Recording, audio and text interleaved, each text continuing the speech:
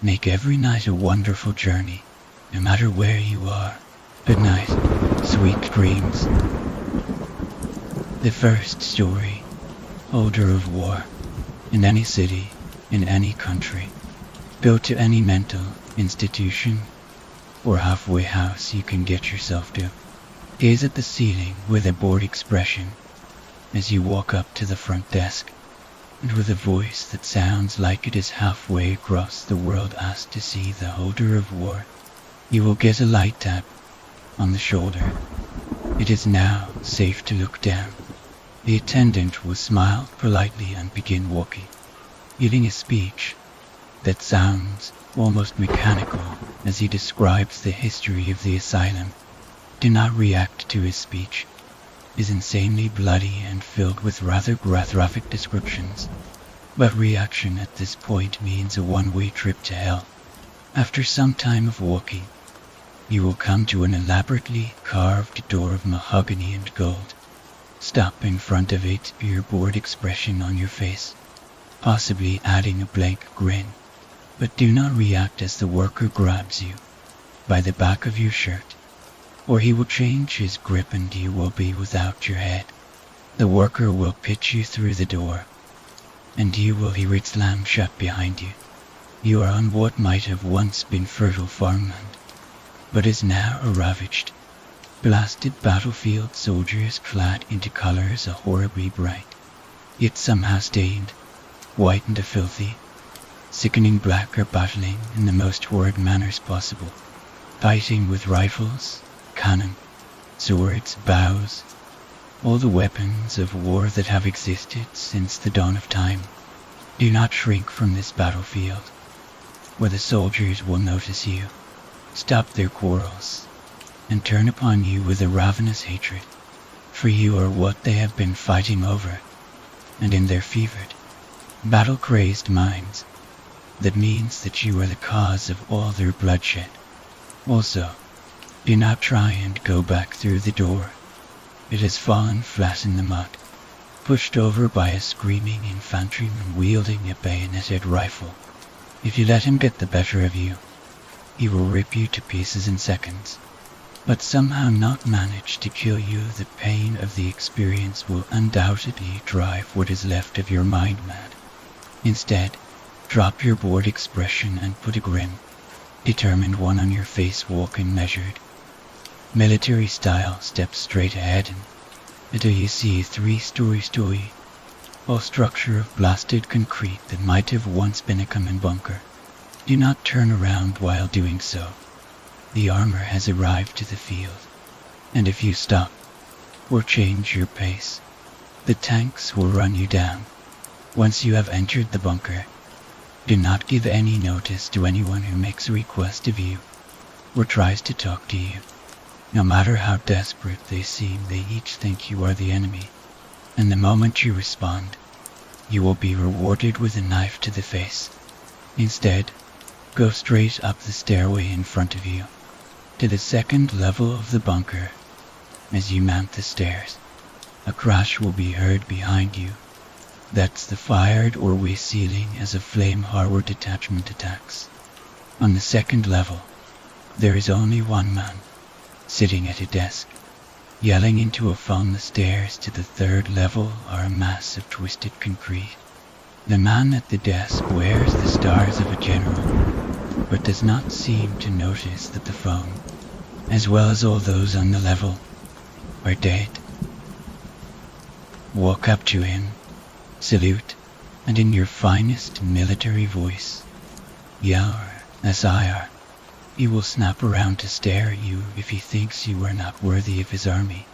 He will slowly dismantle you with his hands, and you will join him in his oncoming death. If he thinks you are worthy, he will nod and stare pointedly at you. He does not like slackers, so quickly asking your question, the only one he will respond to is, "Where do I go, sir?" He will tell you in such detail, such horrifying detail, that you will be tempted to strangle him.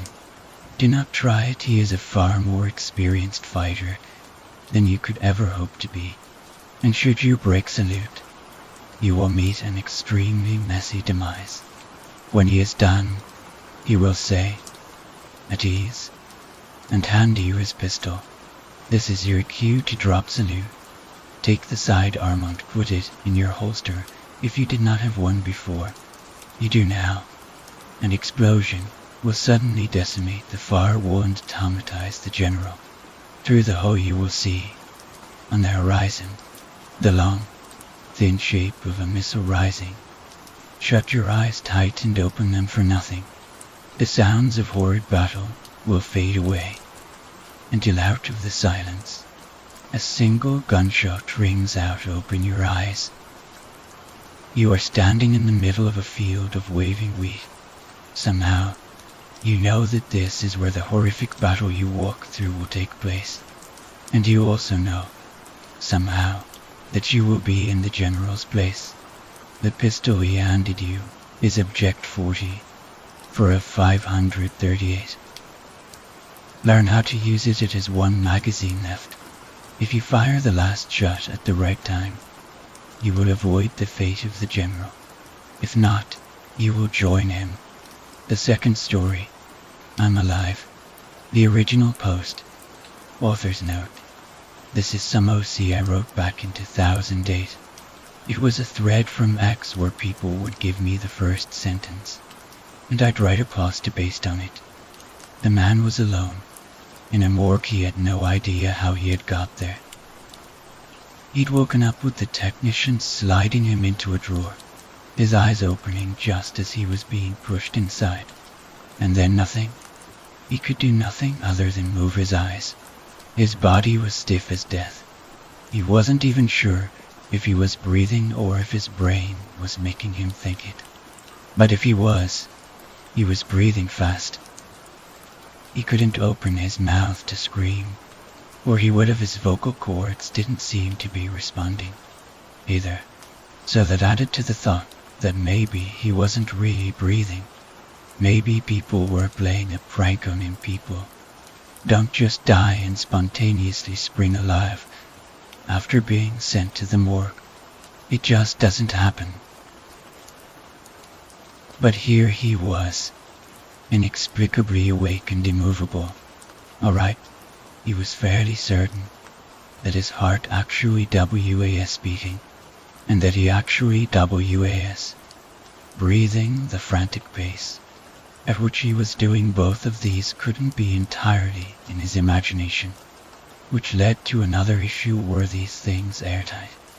Would he run out of oxygen eventually? He couldn't remember how long he'd been in here. It seemed like weeks, but he hadn't heard anyone really outside. Maybe something was wrong with his ears. Suddenly, without warning, he was able to move again. Yes, he didn't seem in full control of it, but he was moving his arms. He lost track of his heartbeat, but he was slowly writhing in this cell. He figured the random movement was just from being trapped for so long and suddenly being able to. He was just happy he could move. His leg happened to bang against the door and he let out a groan, and he heard muffled voices rushing to get it open. They pulled him out, seeming shocked that he was alive at all. He tried to thank them for finally getting him out, and ask what the hell happened, but all that escaped was a groan. Oh well, his vocal cords were probably still warming up. They got him to his feet, and his arms involuntarily wrapped around the man. He leaned forward and let out another groan.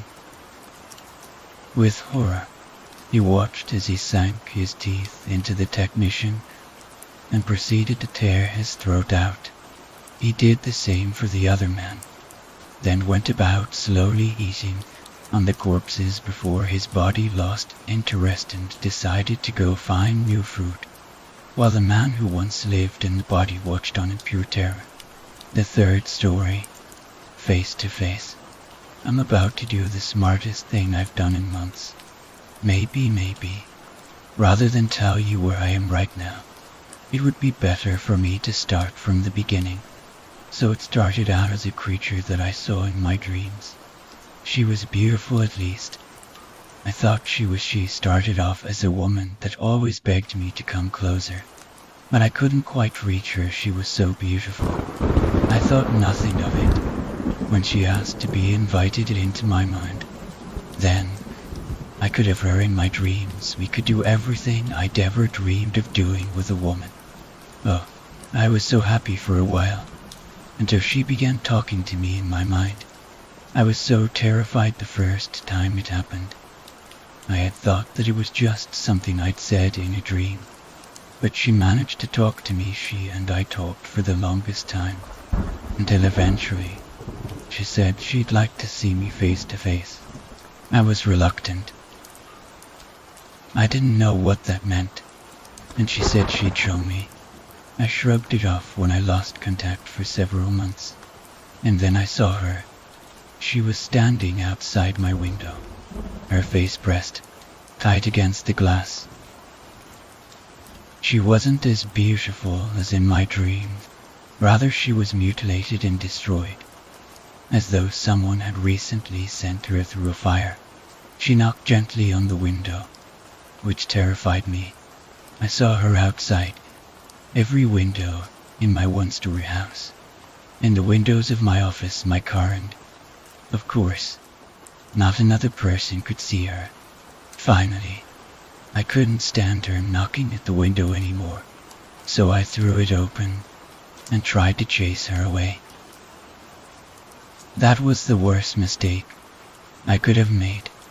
She was sitting in the corner of my bedroom after this, horrified that I don't want her. She begged me to do all the things to her we'd done in my dreams, and now knew that it was her beauty that had convinced me, and she then promised me that I'd get mine.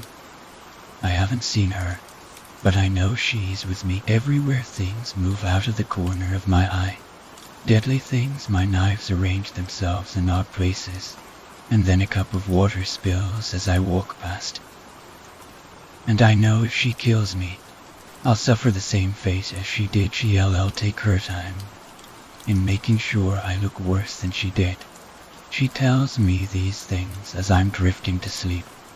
I have a gun in my hand now, and I'm going to do the smartest thing I've done in months. I'm going to escape her torture by doing it to myself. The apartment is filled with gases, and pulling the trigger will make me uglier than sin, and make her job complete. Goodbye.